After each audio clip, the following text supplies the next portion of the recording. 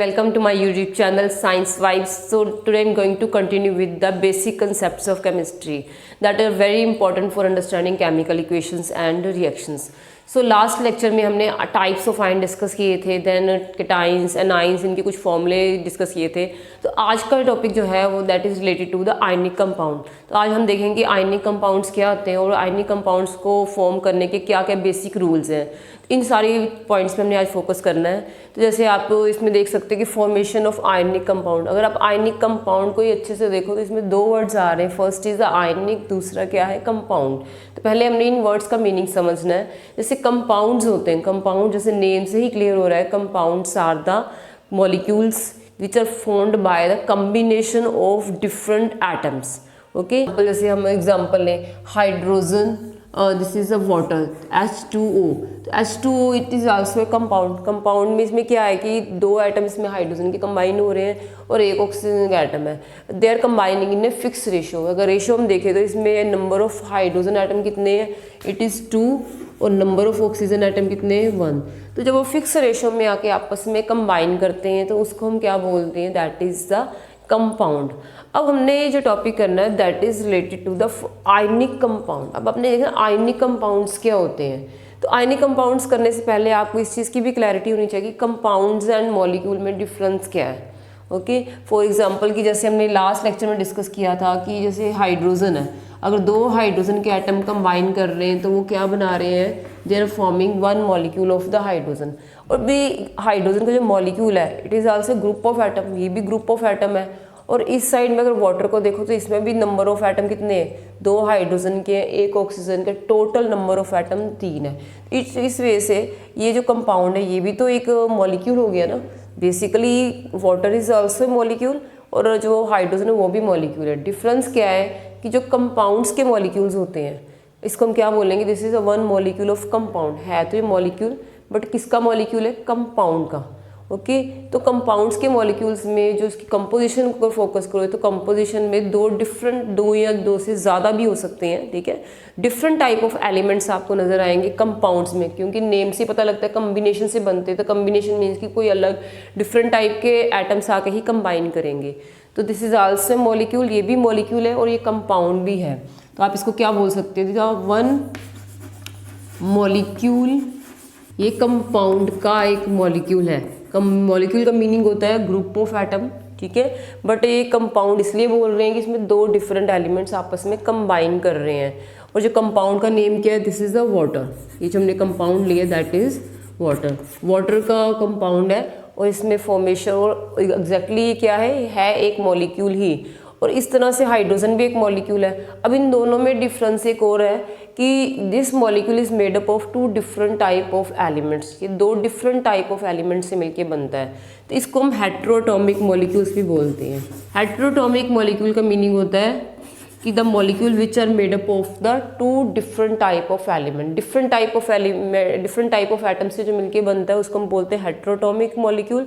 और अगर हाइड्रोजन को देखो तो हाइड्रोजन में भी 2 एटम है बट वो दोनों सेम टाइप के हैं. तो आप बोल सकते हो कि ये जो हाइड्रोजन का एटम है दैट इज ए होमोएटॉमिक. ओके, तो ये हाइड्रोजन का क्या है, होमोटॉमिक है, because it is made up of he type के एटम से. सारे एटम जो है हाइड्रोजन के ही हैं इसलिए होमोटॉमिक मॉलिक्यूल की कैटेगरी में आता है. बट वाटर का जो हमने मॉलिक्यूल लिया उसमें 2 डिफरेंट टाइप के एलिमेंट्स आ रहे हैं तो इसलिए हम इसको बोल रहे हैं हेट्रोटॉमिक मॉलिक्यूल. ये कुछ बेसिक चीज़ें हैं जो आपने 9th स्टैंडर्ड में स्टडी किया होगा, बट आपको इन चीज़ों की बेसिक नॉलेज होनी चाहिए तभी आप अच्छे से आगे कर पाओगे. सो कंपाउंड्स का बेसिक आइडिया लेने के बाद हमारा जो नेक्स्ट टॉपिक है that is the ionic compound. Ionic compound क्या होते हैं, these are the compounds which are formed by the combination of 2 oppositely charged ion. जैसे हमारे पास 2 तरह के आयन होते हैं, दैट इज मीन्स की पॉजिटिवली चार्ज आयन जिसको हम कैटायन बोलते हैं, और दूसरा कौन सा नेगेटिवली चार्ज आयन. जब ऑपोजिटली चार्ज आयन्स आके आपस में कंबाइन करते हैं तो जो सब्सटेंस जो आइडेंटिटी बन के आती है हम उसको क्या बोलते हैं, that is the ionic compound. क्योंकि आयनिक कंपाउंड है तो इनमें जो बॉन्ड बनती है that is also a ionic bond. जिस टाइप की वो बॉन्डिंग होती है आपने देखा है कि जब जैसे फॉर एग्जाम्पल कि we are having this sodium. ठीक है, सोडियम में क्या होता है कि एटॉमिक नंबर 11 है. अगर आप इसकी कन्फिगरेशन लिखो तो इट इज़ 281 अब आप कन्फिग्रेशन से जज कर सकते हो कि it is having one extra electron, कि अगर इसने स्टेबल गैस कन्फिग्रेशन अटेन करनी है तो इसको लास्ट में जो एक इलेक्ट्रॉन थर्ड शेल में उसको रिमूव करना पड़ेगा। अगर ये एक इलेक्ट्रॉन लूज़ कर देता है तो इसके ऊपर क्या चार्ज आ जाएगा, 1 पॉजिटिव, और इसके बाद इसकी कन्फिग्रेशन है जो है वो स्टेबल हो जाएगी। इट मीन्स इसने एक इलेक्ट्रॉन लूज़ कर दिया है, now it is converted into the positively charge ion, ये सोडियम का आयन बन गया है इसका है। और ये जो इलेक्ट्रॉन इसने लूज़ किया, कोई ना कोई दूसरा एलिमेंट होगा जो इलेक्ट्रॉन गेन करेगा जिसको रिक्वायरमेंट है। फॉर एग्जांपल अगर आप दूसरा एलिमेंट लेते हो जो इसके साथ कंबाइन करके आयनिक कंपाउंड फॉर्म करेगा, दैट इज़ क्लोरीन। क्लोरीन का एटॉमिक नंबर 17 है। अगर आप इसकी कन्फिग्रेशन देखो 287 को आप देख के जज कर सकते हो कि लास्ट वाली शेल में 7 इलेक्ट्रॉन है और इसको अगर 8 इलेक्ट्रॉन पूरे करने हैं तो इसको 1 इलेक्ट्रॉन गेन करना पड़ेगा। तो जो इलेक्ट्रॉन सोडियम लूज़ कर रहा है वही इलेक्ट्रॉन फिर क्लोरीन जो है वो उसको गेन कर लेती है। 1 इलेक्ट्रॉन गेन करने के बाद क्लोरीन के ऊपर क्या चार्ज आ जाएगा, -1। अब ये पहले क्लोरीन एटम था, अब ये क्लोराइड आयन बन गया है और इसमें नंबर ऑफ इलेक्ट्रॉन्स कितने आ जाएंगे, पहले 287 थे, लास्ट शेल में 7 इलेक्ट्रॉन से। जब इसने 1 इलेक्ट्रॉन गेन कर लिया है तो इसके बाद इसमें 288, अब ये स्टेबल हो गया है। ठीक है, इस तरह से हमारे पास 2 आयन निकल के आए हैं। First is the sodium ion, दूसरा क्या है, क्लोराइड आयन। ओके, और जितना भी कोई इलेक्ट्रॉन लूज़ करता है उतने उसके ऊपर पॉजिटिव चार्ज आएगा, जितना कोई गेन करेगा उसके ऊपर उतना नेगेटिव चार्ज आएगा। और जब ये दोनों आयंस आते हैं तो ये दोनों आयंस क्या करेंगे, they will combine with each other, sodium and chlorine. ठीक है, जब ये सोडियम एंड क्लोराइड आयन आपस में कंबाइन करते हैं, जैसे इसके ऊपर -1 इसके ऊपर प्लस का चार्ज है, जब दोनों मीन्स की कंबाइन करके कंपाउंड बनाएंगे, इसको हम क्या बोलेंगे, that is the sodium chloride. इस टाइप के जो आयंस कंपाउंड्स बनते हैं which are formed by the combination of 2 oppositely charged ion, उनको हम क्या बोलते हैं, आयनिक कंपाउंड। और इनका जो टोटल चार्ज होता है ओवरऑल, कोई भी आयनिक कंपाउंड वो न्यूट्रल होता है। न्यूट्रल का मीनिंग है कि ओवरऑल इनके ऊपर चार्ज 0 होता है। जैसे सोडियम ने +1 इलेक्ट्रॉन और +1 चार्ज है और 1 इलेक्ट्रॉन लूज़ किया है तो उतने ही इलेक्ट्रॉन ही क्लोरीन ने गेन करे, -1। और इसका अगर एल्जेब्रिक सम निकालोगे +-1 तो ओवरऑल आपके पास चार्ज कितना आ जाएगा, 0। इसलिए जितने भी आयनिक कंपाउंड है उसमें total number of positive charge that is equal to the total negative charge. तो ओवरऑल वो आयनिक कंपाउंड क्या होता है, न्यूट्रल। आई थिंक आपको आयनिक कंपाउंड की कंसेप्ट क्लियर हो गई होगी। अब हमने जो नेक्स्ट पॉइंट करना है that is related to the formula of ionic compound, कि जितने भी हमने आयनिक कंपाउंड्स करने हैं, different types of ionic compounds आपके सिलेबस में है। We are having at least 4 chapters आपके केमिस्ट्री में, 10th में 4 चैप्टर्स हैं। उसमें अगर देखा जाए जितने भी मेन हमारे कंपाउंड हम सभी के फॉर्मूले हम डिस्कस करेंगे, सो दैट कि अगर आपको फॉर्मूले पहले से ही आते होंगे तो जब भी आपने उनके केमिकल रिएक्शंस करवाने हैं, उनको डिसोसिएट करवाना है। डिसोसिएट का मीनिंग होता है जब आप उसको ब्रेक करवा के न्यू कंपाउंड फॉर्म करवाओगे, न्यू प्रोडक्ट्स बनाओगे, तो आपको पता होना चाहिए कि उनकी वैलेंसीज क्या है, वो किस टाइप के आयंस हैं, और रिएक्टेंट जो होते हैं जब वो डिसोसिएट करते हैं तो उसके बाद जो प्रोडक्ट बनेंगे वो किसके अकॉर्डिंग बनने हैं।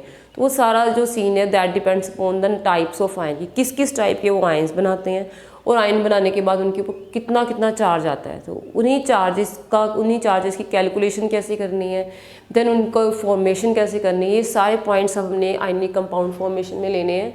तो stay connected with it so that कि आपको सारा इसका कंसेप्ट क्लियर हो जाए। तो ये तो हमने ये भी देखना है कि जब भी सोडियम एंड क्लोरीन के बीच में जब आपने बॉन्ड बनाई है, इसमें 281 था, इसमें 287 है, तो एक इलेक्ट्रॉन जो है वो सोडियम से ट्रांसफ़र होके क्लोरीन में गया है। तो जब भी इलेक्ट्रॉन ट्रांसफ़र होता है तो उनमें एक बॉन्ड बनती है, bond that is formed by the transference of electron. इस तरह की जो इनके बीच में बॉन्ड फॉर्मेशन होगी उसको हम बोलेंगे आयनिक बॉन्ड। ये आयनिक बॉन्ड फॉर्म करते हैं, आयनिक बॉन्ड। आयनिक बॉन्ड का मीनिंग है जो आयन से बॉन्ड मीन्स बंध रहे हैं, एक दूसरे के साथ जुड़ रहे हैं। तो जुड़ कैसे रहे हैं, उन्होंने क्या किया, उन्होंने इलेक्ट्रॉन को ट्रांसफ़र किया है। इलेक्ट्रॉन को ट्रांसफ़र करने के बाद वो आयंस बने हैं, आयंस के बनने के बाद ही उनमें आयनिक बॉन्ड फॉर्म हुई है। तो आयनिक कंपाउंड्स में जो नेचर ऑफ बॉन्डिंग है वो कौन सी होती है, आयनिक बॉन्ड होती है, और इसको हम इलेक्ट्रोवेलेंट बॉन्ड भी बोलते हैं। Electro it is drive from the electron, किसमें इलेक्ट्रॉन का ट्रांसफ़र हो रहा है, वैलेंट मीन्स कि जो उनके वैलेंस शेल में इलेक्ट्रॉन था, तो इसके बेसिस पे इसका जो नेम है इलेक्ट्रोवैलेंट बॉन्ड भी बोल सकते हो, क्योंकि ऑपोजिट चार्ज है, ऑपोजिट चार्ज होते हैं दे आर कि like charges repel each other, और जो ऑपोजिट चार्जेस होते हैं अनलाइक चार्जेस होते हैं, हमने फिजिक्स में पढ़ा होगा, दे अट्रैक्ट ईच अदर। तो क्योंकि इसमें हमारे पास एक पॉजिटिव चार्ज है, दूसरा नेगेटिव है, तो इसके बीच में जो फोर्सेस ऑफ इंटरेक्शन होती है वो कौन सी होती है, इलेक्ट्रोस्टैटिक फोर्सेस ऑफ इंटरेक्शन।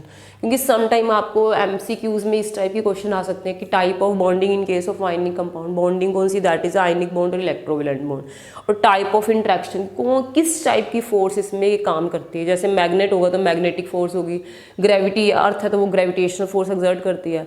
अगर आपके पास ऑपोजिटली चार्ज आयंस है तो उनके बीच में जो फोर्स एक्ट कर रही है, इन दोनों मीन्स की आयंस को बॉन्ड बनाने के लिए कौन सी फोर्स अट्रैक्ट कर रही है, that is the electrostatic force of attraction.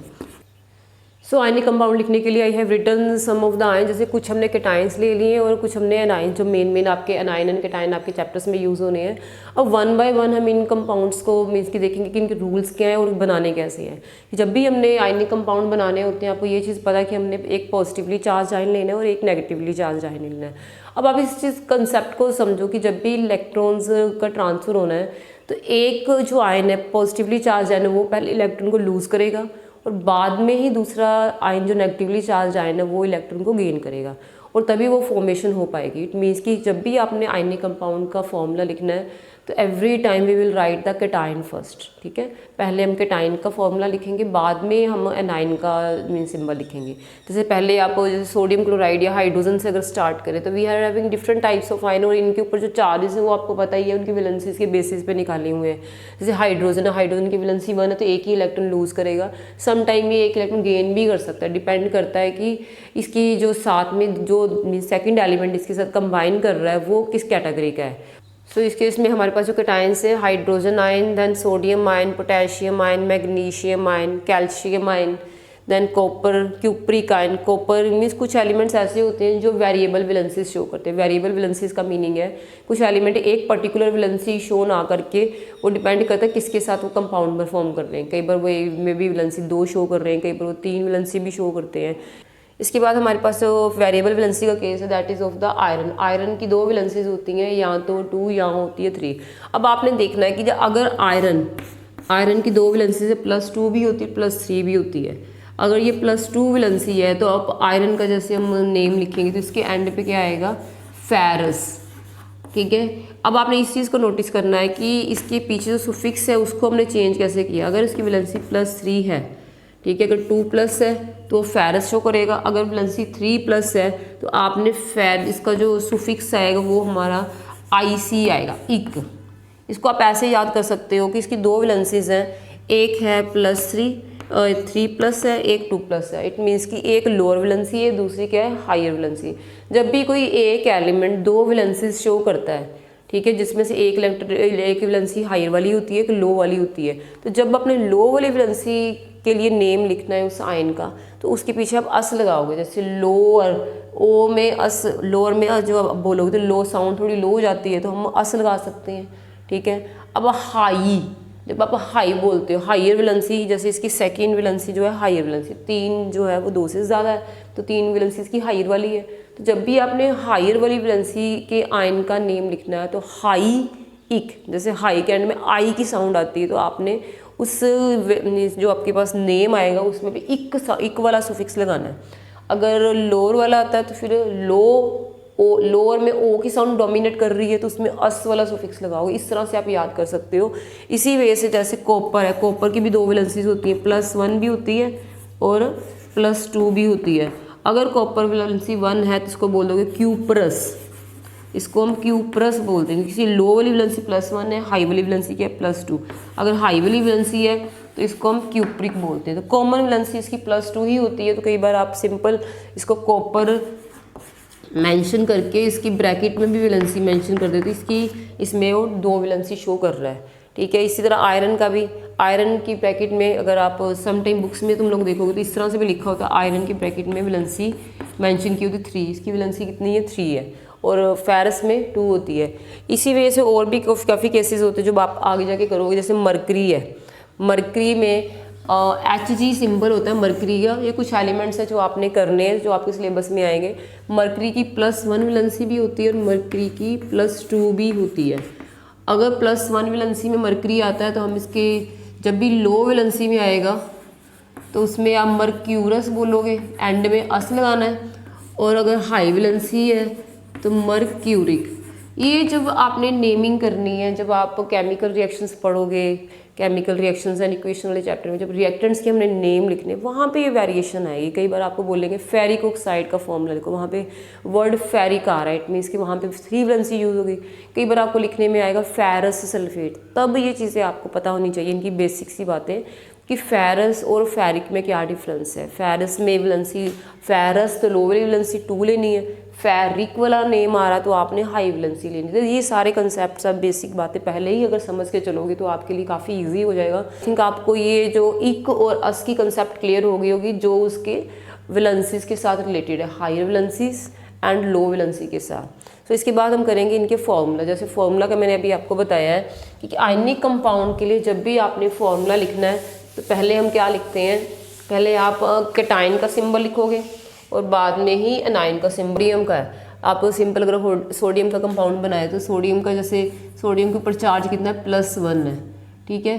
तो आपने जब भी आयनिक कंपाउंड का फॉर्मूला लिखना है, फर्स्ट स्टेप होता है आपने पहले कैटायन का सिंबल लिखना है। जैसे सोडियम का सिंबल आपने लिख लिया है, इसके बाद इसकी वैलेंसी मेंशन करोगे। वैलेंसी उसके बेस पे मेंशन करनी होती है कि पहले तो हम एलिमेंट का नेम बताएंगे ना, फिर बताएंगे उसकी वैलेंसी के, पहले हमारा एलिमेंट आएगा फिर उसकी वैलेंसी आएगी।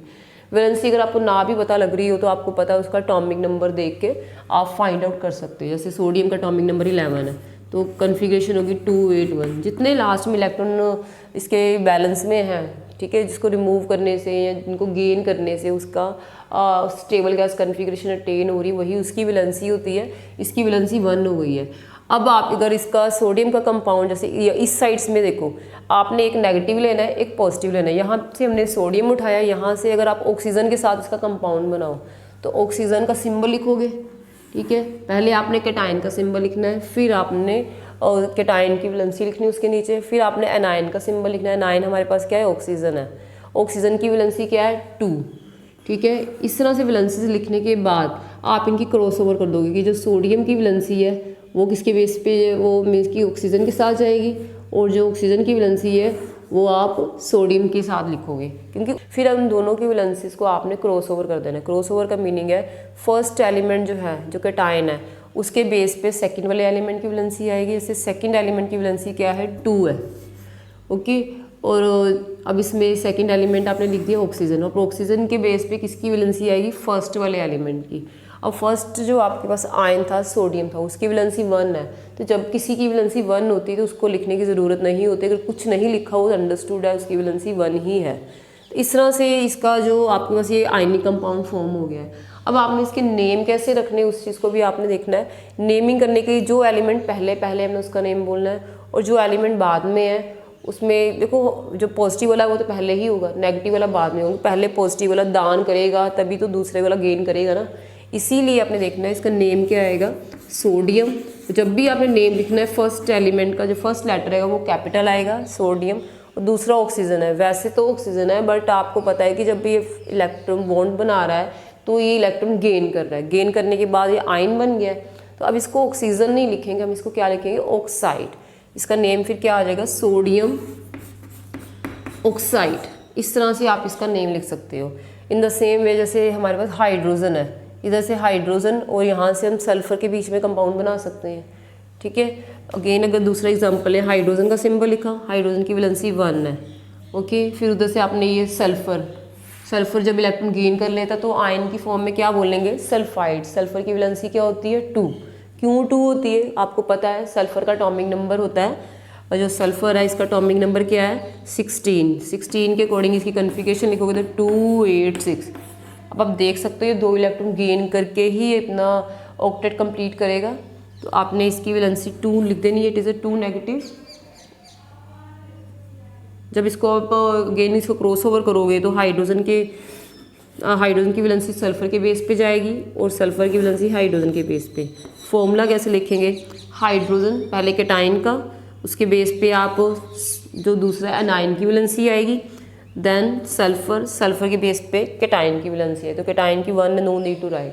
तो इस वजह से हम फॉर्मूला, केमिकल फॉर्मूला जो आयनिक कंपाउंड्स का वो लिखना होता है। अगेन इसका नेम देखो, तो पहले एलिमेंट हमारा कौन सा है, हाइड्रोजन है, इसको आप हाइड्रोजन, बाद में सेकंड एलिमेंट कौन सा है, सल्फर। तो सल्फर ना लिख के हम क्या लिखेंगे, सल्फाइड, क्योंकि इसने 2 इलेक्ट्रॉन गेन किए हुए हैं। जब भी नेगेटिव आयन बनते हैं तो उनका जो सुफिक्स है वो चेंज होकर आइड बन जाता है। जैसे सल्फर था तो आइड, सल्फाइड हो गया, ऑक्सीजन था तो ऑक्साइड। इस तरह से हमने लास्ट लेक्चर में डिस्कस किया है सारा, तो इस वजह से आप लिख सकते हो। ये तो हमने सिंपल आयन लिखे हैं। इसी वे पोटेशियम का कंपाउंड बनाए, पोटेशियम का हम बना रहे हैं हाइड्रोक्साइड के साथ। अब एक और चीज़ नोटिस करो, स्टार्टिंग वाले जो आयंस हैं they are made up of only 1 atom, वो हमारे मोनोटॉमिक आयंस हैं। अब ये जो नेक्स्ट वाले आयंस हैं ये पॉलीटॉमिक आयंस होते हैं। पॉलीटॉमिक आयन का मीनिंग है which are made up of more than 1 atom, जो एक एटम से ज़्यादा एटम से मिलकर बनते हैं। तो हाइड्रोक्साइड में ऑक्सीजन और हाइड्रोजन दोनों को कंबाइन करके ये आयन बना हुआ है। तो इस केस में भी आपने वैसे ही करना है, पहले आप केटाइन का सिंबल लिखोगे, उसकी वैलेंसी आएगी 1। आप देख सकते हो कि केटाइन के ऊपर कितना चार्ज है, 1 है, इसकी वैलेंसी 1 है। फिर आप दूसरा लिखोगे हाइड्रोक्साइड, हाइड्रोक्साइड के ऊपर कितना चार्ज है, -1, जो भी इसका चार्ज है -1 आप नहीं लिखोगे, इसका +1 वैलेंसी है। +1 का मीनिंग हो जो इलेक्ट्रॉन लूज करता है उसका प्लस होता है, जो इलेक्ट्रॉन गेन करता है उसका माइनस होता है। अगेन आपने इसको बैलेंस मीन्स की क्रॉस ओवर करना है। अब आप देखो दोनों की वैलेंसीज इक्वल है, ठीक है, 1 कैंसिल हो गए, तो आप कुछ नहीं लिखोगे नीचे, ऐसे ही वैलेंसीज को मेंशन नहीं करना, अंडरस्टूड ही है। पोटेशियम के बेस पे हाइड्रोक्साइड किया, नहीं तो 1, नो नीड टू राइट, दोनों आपस में कैंसिल हो जाएंगे। जैसे 1 इलेक्ट्रॉन पोटेशियम ने लूज़ किया, हाइड्रोक्साइड ने 1 इलेक्ट्रॉन ले लिया है, तो +1 एंड -1 ओवरऑल 0। तो आपने बस K लिखोगे, देन हाइड्रोक्साइड, एंड हाइड्रोक्साइड की जो वैलेंसी -1 थी वो K के बेस पे आनी थी, तो वो आपस में कैंसिल हो गए। तो हमारा जो फॉर्मूला आएगा KOH। इसका नेम क्या लिखोगे, K stand for the potassium, इसको आप पोटेशियम लिखोगे, और हाइड्रोक्साइड OH का जो नेम है that is hydroxide, potassium hydroxide. अब आपने यही देखना है कि first letter should be capital, बाकी सारे लेटर स्मॉल आएंगे। इसके बाद जो नेक्स्ट है जैसे कार्बोनेट CO3 2 नेगेटिव, और इसके बाद हमारे पास क्या है, बाइकार्बोनेट, ठीक है। तो ये सारे पॉलीटॉमिक आयंस हैं। अब आप CO3 के साथ अगर इसका बॉन्ड बनाएं, पोटेशियम का ही अगर हम देखें, पोटेशियम की वैलेंसी 1 है, कार्बोनेट का ऊपर देखो तो कितना चार्ज है, इट इज़ 2 नेगेटिव, इसका 2 नेगेटिव है। और जब आपने इसको क्रॉस ओवर करके फॉर्मूला बनाना है तो K के बेस पे क्या आएगा, K के बेस पे 2 आ जाएगा, जो इसकी वैलेंसी 2 चार्ज है वो K के बेस पे आएगा, और जो पोटेशियम की वैलेंसी है 1 है वो किसके बेस पे जाएगी, कार्बोनेट के बेस पे। यहाँ पे तो आपने 2 लिख दिया। अब आप देखो अगर आप कार्बोनेट की वैलेंसी क्या है, 1 है, सॉरी पोटेशियम की वैलेंसी 1 है, तो 1 को लिखने की ज़रूरत नहीं होती, तो K2CO3 से एज सच आपका फॉर्मूला बन जाएगा कि जब भी किसी की वैलेंसी 1 होती है तो उसको नहीं लिखना होता, वो आप एज सच ही उसको मीन्स कि नहीं लिखोगे, आप छोड़ दोगे, ठीक है। और उनके अंडरस्टूड ही होता है कि अगर नहीं कोई वैलेंसी मेंशन की हुई तो उस एलिमेंट की 1 ही है।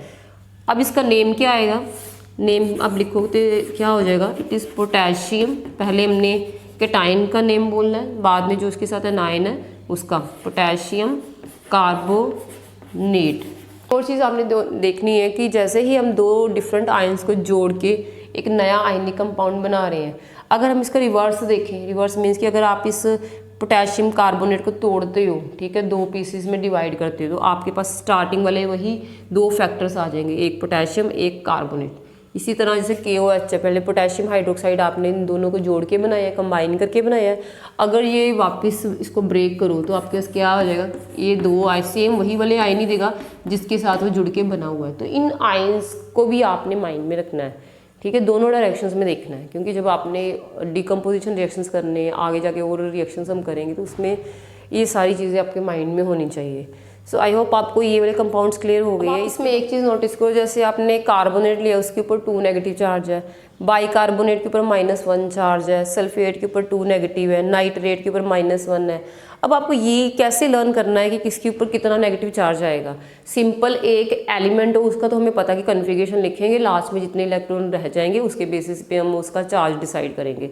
बट इसमें इस चार्ज को लर्न करने के लिए भी एक बेसिक सा रूल है, उसको भी आप समझ लो, सो दैट कि हर बार आपको क्रैमिंग ना करनी पड़े।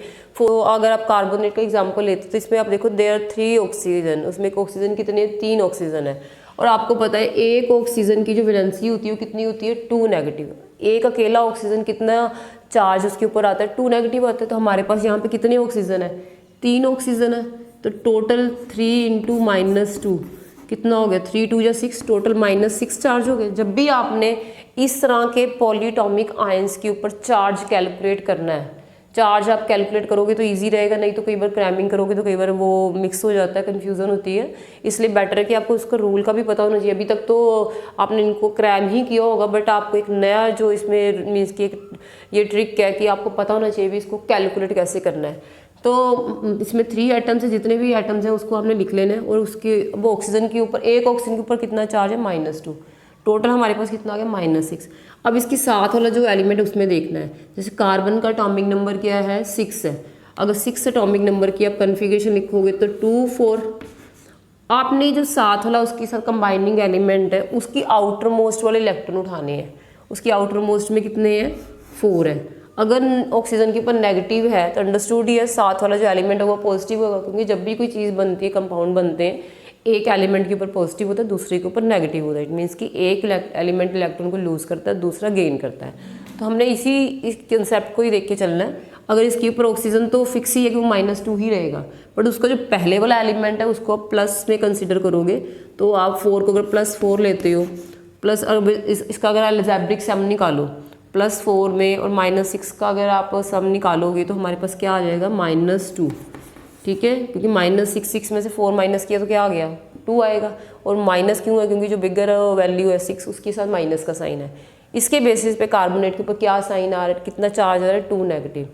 अब अगर आप हाइड्रोजन कार्बोनेट देखो, हाइड्रोजन कार्बोनेट के केस में अगेन -1 है। -1 में देखो कि ये इसमें तो चलो ठीक है, 3 ऑक्सीजन है और एक ऑक्सीजन के ऊपर -2 है, यहाँ पे आपका -6 आ गया।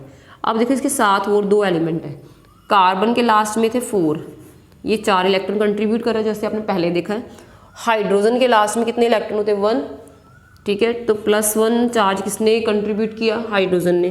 +4 किसने कंट्रीब्यूट किया, कार्बन ने। टोटल हो गया +5।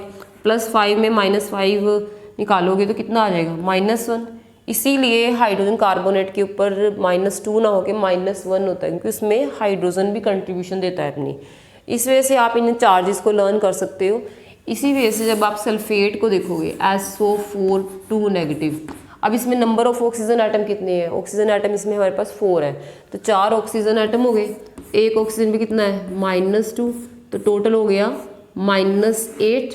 अब आप देखो साथ में जो कंबाइनिंग एलिमेंट है, कंबाइनिंग एलिमेंट सल्फर है, उसका एटॉमिक नंबर है 16।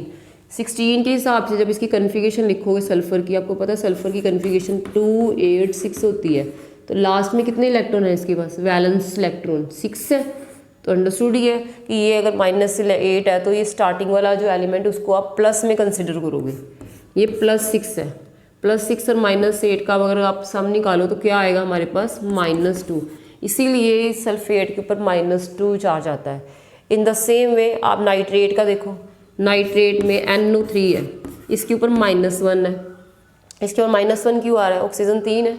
ठीक है, तो 3 इंटू, और एक ऑक्सीजन के ऊपर -2 है, जैसे आपको पता ही है पहले, तो -6 इसका हो गया। अब नाइट्रोजन का अगर एटॉमिक नंबर देखो तो नाइट्रोजन का एटॉमिक नंबर होता है 7। कन्फिगरेशन देखोगे 2 5। तो नाइट्रोजन के लास्ट में कितने इलेक्ट्रॉन्स है, 5 है। तो आप इसको जो फर्स्ट वाला एलिमेंट उसको हम प्लस में कंसिडर करते हैं, तो +5 एंड -6 को माइनस करके सम करके -1 आएगा। इसलिए नाइट्रेट के ऊपर क्या चार्ज आता है, -1। अब नेक्स्ट केस है फॉस्फेट। फॉस्फेट में क्या है, PO4 3 नेगेटिव। अब फिर ऑक्सीजन है, ऑक्सीजन की नंबर ऑफ एटम 4 है, तो 4 इंटू -2, क्योंकि एक ऑक्सीजन के ऊपर -2 का चार्ज है तो टोटल हमारा -8 हो गया। फॉस्फोरस का एटॉमिक नंबर होता है 15। 15 की कन्फिगरेशन लिखेंगे तो 285, तो इसको प्लस में कंसिडर करोगे तो आप देखो +5 में से -8 अगर आप निकालो, इनका अलजेब्रिक सम निकालो तो क्या आएगा, दैट विल बी -3। इस वजह से आप ये जो पॉलीटॉमिक आयंस हैं इनके जो चार्जेस हैं उनको आप कैलकुलेट कर सकते हो, लर्न भी कर सकते हो। सो लॉजिकली अगर आप लर्न करोगे तो आपके माइंड में कभी कन्फ्यूज़न नहीं होगी। तो इट इज़ वेरी इंपॉर्टेंट, क्योंकि जब आपने केमिकल इक्वेशंस करनी है उसमें सारे फॉर्मूले आपके पॉलीटॉमिक आयंस आने हैं और अगर आपको इनके चार्जेस की क्लैरिटी होगी तो it will be very easy for you to write the product, क्योंकि उसमें हमने प्रोडक्ट फाइंड आउट करने होते हैं। इनकम्प्लीट रिएक्शंस आते हैं पेपर में कि क्या प्रोडक्ट बनेगा, तब आपको इन सभी आयंस की नॉलेज होनी ज़रूरी है। तो आई होप आपको इनका चार्ज क्लियर हो गया होगा। अब हमने इनके फॉर्मूले देख लेंगे, जैसे कार्बोनेट का सोडियम के साथ करेंगे। सोडियम का फॉर्मूला सिंबल क्या Na है और वैलेंसी क्या 1 है। अब कार्बोनेट का देखो तो कार्बोनेट के ऊपर 2 नेगेटिव तो इसके ऊपर चार्ज होता है, इट मीन्स कि 2 नेगेटिव इसका चार्ज है। तो आपने क्या करना है, सोडियम की वैलेंसी कार्बोनेट के बेस पे और कार्बोनेट की सोडियम के बेस पे। तो आपने पहले सोडियम लिखना है, सोडियम के लेफ्ट बेस पे राइट बेस पे क्या लिखोगे 2, ठीक है, और कार्बोनेट के बेस पे हमने उसकी सोडियम की वैलेंसी क्या है 1 है, तो 1 वैलेंसी को लिखने की ज़रूरत नहीं। तो आपका फॉर्मूला हमारे पास क्या आ जाएगा इसका, सोडियम कार्बोनेट। इसी वजह से अगर आपने सोडियम का हाइड्रोजन कार्बोनेट के साथ बनाना है तो आप सोडियम के ऊपर चार्ज +1 है, +1 इसकी वैलेंसी होती चार्ज होता है, और हाइड्रोजन कार्बोनेट इसके ऊपर -1 है। तो -1 और +1 कैंसिल हो गए। आपने देखिए जितनी इसमें कैंसिलेशन हो जाएगी वो कर देनी है, बाकी जो रह जाएगा वो आपने लिख देना है। तो इसको बस आपने कुछ नहीं लिखना, दोनों चार्जेस आपस में बैलेंस है, तो सोडियम एंड हाइड्रोजन इसको बस कंबाइन करके लिख देना है। नेम कैसे लिखोगे, पहले सोडियम आया था, सोडियम का नेम आएगा, जिसमें हाइड्रोजन कार्बोनेट आया है, फिर उसका नेम लिखोगे सोडियम हाइड्रोजन कार्बोनेट। इसका एक और नेम भी होता है, इसको बाइकार्बोनेट भी बोलते हैं। कई बार आपको एग्जाम में क्वेश्चन आ जाए कि सोडियम बाइकार्बोनेट क्या है, तो वो भी यही है सोडियम। इसका जो दूसरा नेम है सोडियम तो वही रहेगा, बस हाइड्रोजन कार्बोनेट को बाइकार्बोनेट बोलते हैं, बाई कार्बोनेट। इस वजह से आपने इनके फॉर्मूले बनाने हैं। इन द सेम वे जैसे आप नेक्स्ट बनाते हो सल्फेट का, और इधर से अगर हम फेरस लें, हम वो फॉर्मूले उठा रहे हैं जो आपके यूज़ होने हैं। तो इसमें फेरस क्या, जैसे मैंने फेरस बोला, इट मीन्स की वैलेंसी इस बार 2+ वाली ले रहे हैं, 2+ वैलेंसी है। सल्फेट, सल्फेट का फॉर्मूला देखो तो क्या है, SO4 2 नेगेटिव, तो इसके ऊपर 2 नेगेटिव आएगा जो चार्ज है, -2 चार्ज है, 2 आपस में कैंसिल हो जाएंगे। तो फॉर्मूला क्या आएगा, आयरन Fe ऐसे लिख दोगे SO4। तो इसका नेम क्या है, इसको हम बोलेंगे फेरस Fe, क्योंकि 2+2 वाली वैलेंसी है ना, ये आ जाएगा ferrous sulphate. In the same way अगर आपने इस पर तो फेरस लिया है, कुछ आपने कंपाउंड्स ऐसे स्टडी करने जिसमें आयरन की +3 वैलेंसी यूज़ हो रही है, जैसे फेरिक ऑक्साइड, आयरन की इसमें वैलेंसी +3 ले रहे हैं हम। तो इसके साथ आप ऑक्सीजन के साथ अगर कंपाउंड बनाओ, ठीक है, आयरन अगर +3 वैलेंसी में बॉन्ड फॉर्म करेगा तो +3 है, और ऑक्सीजन के ऊपर चार्ज कितना है -2, तो इसकी +3 है, इसकी -2 है, इसमें कैंसिलेशन नहीं हो रही क्योंकि ये ओड नंबर दूसरा इवन है, तो कोई कटिंग नहीं होगी। तो आपने इन दोनों की वैलेंसी एक दूसरे के बेस पे लिख देनी है। आयरन के बेस पे आ जाएगा 2, ऑक्सीजन के बेस पे आ जाएगा 3। अब इसका अगर नेम रखो तो नेम क्या आएगा, क्योंकि आयरन आप देखो इस बार आपने अगर देखना हो कि आयरन की इसमें कौन सी वैलेंसी यूज़ हो रही है, तो दैट इज़ वेरी सिंपल। आप उसके साथ वाला पार्टनर देखो कि आयरन ने ऑक्सीजन के साथ बॉन्ड बनाई है ना, तो जो वैलेंसी ऑक्सीजन के बेस पे है आयरन की वही वैलेंसी इसमें यूज़ हो रही है। तो इट मीन्स कि ऑक्सीजन के बेस पे 3 है, इट मीन्स यहाँ पे जो आयरन है फेरिक की फॉर्म में है। तो इसका आप कैसे लिखोगे फिर, फेरिक ऑक्साइड। अगर आप आयरन +2 में लेते, अगर आप ऑक्सीजन के साथ ऐसे ऑक्सीजन ये +2 की वैलेंसी में भी बॉन्ड बना सकता है, अगर ये +2 में है वो भी -2 है, +2 -2 कैंसिल, इस केस में जो कंपाउंड बनेगा वो होगा फेरस ऑक्साइड, आयरन ऑक्साइड। आप इस तरह से भी बना सकते हो, मतलब ये डिपेंड करता है कि आपके पास कौन सा कंपाउंड है, उसकी वैलेंसी जो आपने डिसाइड करनी है उसके बेसिस पे करोगे। इसके बाद हमने कुछ और कंपाउंड्स करने हैं जो हमने इन चैप्टर्स में यूज़ करने हैं। जैसे अब आपने नेक्स्ट एक आएगा लेड नाइट्रेट, Pb, जैसे आगे जाके इसमें मैंने सिंबल लिखा लेड, लेड का सिंबल क्या होता है Pb। ये जो सिलेक्टेड से आयंस हमने लिखे हुए हैं जो 120 के, वैसे तो अपने 1 से लेकर 20 तक एलिमेंट लर्न करने हैं, बट 120 के अलावा कौन कौन से एलिमेंट आपके सिलेबस में आ रहे हैं, हमने उन सिलेक्टेड एलिमेंट्स के सिंबल्स लिखे हैं। जैसे अपने इसमें आय लिखा है, फेरस है, फेरस के बाद जिंक लिखा है, मरकरी का लिखा है, देन लेड एंड बेरियम। ये एलिमेंट्स आपने लर्न करने और इनकी वैलेंसीज भी लर्न करनी है। जैसे लेड का, अपने लेड की वैलेंसी क्या होती है 2। अब आप इसको ऐसे भी याद कर सकते हो, लेड की वैलेंसी +2 होती है, क्योंकि लेड का जो सिंबल है दैट इज़ Pb, ठीक है। तो P stand for the pair, pair में हमेशा दो चीज़ें ही होती हैं, ठीक है। जो पेयर बनता है वो दो आइटम्स को मिला के बनता है। तो इट मीन्स कि इसको लर्न करने के लिए हमने कुछ ना कुछ लॉजिक अपनी ओर से लगाना है कि लेड की वैलेंसी क्या है, P फॉर पेयर, तो P से पेयर से अब 2 का याद आ जाएगा कि इसकी वैलेंसी 2 है। और लेड का अगर आप नाइट्रेट के साथ कंपाउंड बनाओ, नाइट्रेट के ऊपर -1 है, तो क्या है, क्या सिंबल बन के आएगा, PB के बेस पे तो 1 आ जाना है। अब नाइट्रेट के बेस पे आपने क्या वैलेंसी लिखनी, 2। तो लिखने के देखो दो तरीके हैं, एक तो आपने सीधा चलो 3 इसका ये सिंबल था, इसके पीछे 2 लगा दिया, ठीक है। अब जब आप इस वे से रिप्रेजेंट करोगे तो ये क्या शो कर रहा है कि नाइट्रोजन 1 है, ऑक्सीजन 32 है, तो ये तो बिल्कुल रॉन्ग इन्फॉर्मेशन दे रहा है ना, तो it is not the right way, ये गलत हो जाता है। तो हमने जब इस तरह के सिंबल्स करने हैं पॉलीएटॉमिक आयंस के केस में, अगर वैलेंसी 1 से ज़्यादा है तो उस केस में हम उनको ब्रैकेट में क्लोज करके लिखते हैं। जैसे अगर इसको आप लिखोगे तो लेड लिखोगे, क्योंकि नाइट्रेट जो है इसके बाद जो वैलेंसी लगानी है वो दैट इज़ मोर देन 1, तो नाइट्रेट को लिखने के बाद आप ब्रैकेट में बंद करोगे, उसके बाद वैलेंसी 2 बाहर लिखोगे। तो this is the right way. तो ये चीज़ आपने माइंड में रखनी है, जब भी पॉलीएटॉमिक आयंस के साथ आप कंपाउंड फॉर्म करोगे उस केस में जो वैलेंसी आएगी वो ब्रैकेट के बाहर आएगी, ठीक है, उसके साथ नहीं लिखोगे। अगर आप साथ में लिख दोगे तो वो मिसअंडरस्टैंडिंग होगी, वो आपका फॉर्मूला ही रॉन्ग हो जाएगा। इन द सेम वे अगर आप नेक्स्ट लिखते थे बेरियम सल्फेट, इसमें बेरियम में, बेरियम का सिंबल क्या होता है, Ba। अब बेरियम की वैलेंसी भी 2 होती है, बी से वैसे आपको याद है बी फॉर बेरियम, और बी से बाइनोमियल। बाइनोमियल में क्या होता है कि हमेशा 2 आइटम्स होते हैं, 2 वैल्यूज़ होती हैं। तो बेरियम की वैलेंसी क्या है, 2, इसके ऊपर भी 2 प्लस चार्ज आता है। और साथ में अगर इसका सल्फेट के साथ बनाओ, सल्फेट के ऊपर भी 2 नेगेटिव है, इसके ऊपर 2 प्लस है, 2 नेगेटिव एंड 2 माइनस, ये आपस में कटिंग हो गई, ठीक है। तो हमारे पास फॉर्मूला क्या आएगा, बेरियम सल्फेट। अगर आपके पास दोनों की वैलेंसी कटिंग होने के बाद 1 इक्वल आ रही है तो उस केस में ब्रैकेट नहीं लगानी है। ब्रैकेट तब लगानी है जब आपको कोई डिजिट मेंशन करना है, क्योंकि 1 को मेंशन करने की ज़रूरत ही नहीं होती है, तो आपस में कटिंग ही हो रही है। तो इसका नेम क्या आ गया, it is a barium sulphate. In the same way कुछ और एलिमेंट्स भी आपने करने से, मरकरी है, जिंक है, जिंक का सिंबल क्या होगा, Zn। जैसे आप जिंक लिखते हो तो जो जेड की शेप है वही 2 की जैसी, इसे 2 भी ऐसे लिखते हैं।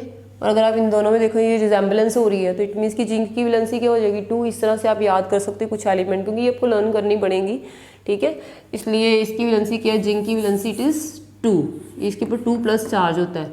अगर जिंक सल्फेट के साथ बॉन्ड बनाएगा, सल्फेट के ऊपर चार्ज कितना, 2 नेगेटिव, अगेन इसकी 2 प्लस है, इसकी 2 नेगेटिव है, तो 2 2 कैंसिल, तो अगेन इसके पास जो फॉर्मूला बन के निकलेगा जिंक सल्फेट का, ZnSO4, आपने ऐसे से लिख देना है, दिस इज जिंक सल्फेट। इस वजह से आपने करना है। इसके अलावा कुछ और भी हम सिंबल्स करेंगे, जैसे सिल्वर का सिंबल जो होता है दैट इज Ag, ये भी आपने देखना है। Ag जो सिंबल है that is of the silver, silver को आप Ag से शो करते हो। अगर सिल्वर का ब्रोमीन के साथ हम बनाते हैं, ठीक है, तो ब्रोमीन का सिंबल क्या है, Br। तो Ag के ऊपर जो चार्ज था +1, Ag के ऊपर +1, ऐसे भी याद कर सकते हैं, A जैसे फर्स्ट अल्फ़ाबेट है, ठीक है, तो उसमें इसीलिए इसका जो वैलेंसी वो भी 1 है, A1, तो वैलेंसी 1 है। तो ब्रोमीन जो है, तो ब्रोमीन की वैलेंसी -1 होती है, तो इनके ऊपर जब चार्ज आप कंपाउंड फॉर्म करोगे तो +1 -1 कैंसिल हो जाएगा, तो हमारे पास क्या बन के आएगा, सिल्वर ब्रोमाइड। जो सेकंड वाला एलिमेंट होता है, जो सेकंड आयन हम लेते हैं वो नेगेटिव होता है, उसके पीछे हम आइड लगाएंगे, तो ये हमारे पास एक सिल्वर ब्रोमाइड बन जाएगा, this is the silver bromide. इस वजह से आपने मेन आयंस करने हैं, और इसके यहाँ तक आपको क्लियर हो गया। मैं वही कंपाउंड्स के फॉर्मूले उठा रही हूँ कि जो आपके पास अपने चैप्टर्स में स्टडी करने हैं, हम सारे फॉर्मूले नहीं कर रहे, सो दैट कि जब आप चैप्टर्स करोगे तो आपको क्लैरिटी हो जाए। नेक्स्ट है पोटेशियम आयोडाइड। पोटेशियम का फॉर्मूला क्या है, आयोडीन। आयोडीन की वैलेंसी क्या होती है, 1 -1। आप पोटेशियम का तो आपको पता ही वैलेंसी 1 है, क्योंकि आपने 19 एटॉमिक नंबर पता है, 19 का 2 8 8 1, तो वैलेंसी 1 है, ये तो क्लियर ही है। अब आयोडीन जो है वो बात सेकंड एलिमेंट है, ठीक है, ये एनायन है, तो इसके ऊपर वैलेंसी क्या 1 है। वैसे आई की अगर शेप देखो तो आई का show means it self he 1 show कर रहा है, तो इसकी वैलेंसी 1 है, तो ये +1 है, ये -1 है, +1 -1 कैंसिल, तो फॉर्मूला क्या बन के आएगा, Ki। इसको हम क्या बोलेंगे, पोटेशियम आयोडाइड। ये पोटेशियम आयोडाइड इसका नेम बन जाएगा। इसी वजह से जैसे हाइड्रोजन, कैल्शियम का आप देख लो, कैल्शियम कार्बोनेट, कैल्शियम की वैलेंसी क्या है 2+, कार्बोनेट की ऊपर चार्ज कितना है 2 नेगेटिव, 2 कैंसिल हो गए, आपने 2 कैंसिल कर देने हैं, तो मीन्स की फॉर्मूला क्या बनेगा CaCO3। जब इनको क्रॉस ओवर करोगे तो इनका जो फॉर्मूला बन के निकलना है वो क्या आएगा, कैल्शियम कार्बोनेट CaCO3। और इसी वजह से आप नेक्स्ट कैल्शियम सल्फेट का भी लिख सकते हो। कैल्शियम की वैलेंसी 2 है, सल्फेट के ऊपर कितना चार्ज है 2 नेगेटिव, ठीक है। तो जब आप इसको करोगे क्रॉस ओवर तो 2 कैंसिल, फॉर्मूला हमारा आ जाएगा कैल्शियम सल्फेट। तो ये जो कुछ सिलेक्टेड फॉर्मूले हम कर रहे हैं सारे आपने करने हैं, सारे आपके उस सिलेबस में आएंगे। Calcium carbonate, calcium sulphate, then sodium bicarbonate, sodium की वैलेंसी +1 है, बाइकार्बोनेट HCO3, तो इनकी वैलेंसी 1 कैंसर, तो फॉर्मूला हम बन जाना है NaHCO3, sodium bicarbonate. So this is all about the ionic compound. इसी वजह से और भी आयनिक कंपाउंड जैसे जैसे आते जाएंगे हम 1 बाय 1 डिस्कस करते जाएंगे। सो आई होप आपको आयनिक कंपाउंड फॉर्मेशन क्लियर होगी कैसे आयनिक कंपाउंड बनाने हैं, इनके फॉर्मूले लिखने के क्या क्या रूल्स हैं, और ये सारे फॉर्मूले आपने अनाइंस के एंड कैटाइंस के एक बार अपने रिटन प्रैक्टिस करनी है। रिटन प्रैक्टिस करने के बाद आप इनको 1 बाय 1 विदाउट चीटिंग लिख के देखो कि आपको फॉर्मूले अपने लेवल पे बनाने आते हैं। आप इनमें से कोई भी कम्बिनेशन उठा सकते हो। करना सिर्फ ये है कि एक कैटाइन लेना है, दूसरा एनाइन लेना है, और उनकी वैलेंसीज को आपस में क्रॉस कर देना। जो भी फॉर्मूला उनके निकलेगा उसका आपने उसके अकॉर्डिंग नेम रख देना है। तो जितने आप प्रैक्टिस करोगे उतनी ये कंसेप्ट ये ज़्यादा आपके माइंड में क्लियर होगी। सो आयनिक कंपाउंड फॉर्मेशन डिस्कस करने के बाद जो नेक्स्ट कमिंग लेक्चर उसमें फिर हम अपना chemical reaction and chemical equation वाला चैप्टर कंटिन्यू करेंगे। अब आपको इनकी नॉलेज हो गई है तो it will be very easy for you to understand that chemical reactions. So stay connected with all the lecture of this series so that you can understand the basic concepts of chemistry। आपको सारी concepts and सभी जितने भी इसके chapters हैं उनकी proper concept clear हो जाए। Thanks for watching this video and do subscribe this channel. Thank you.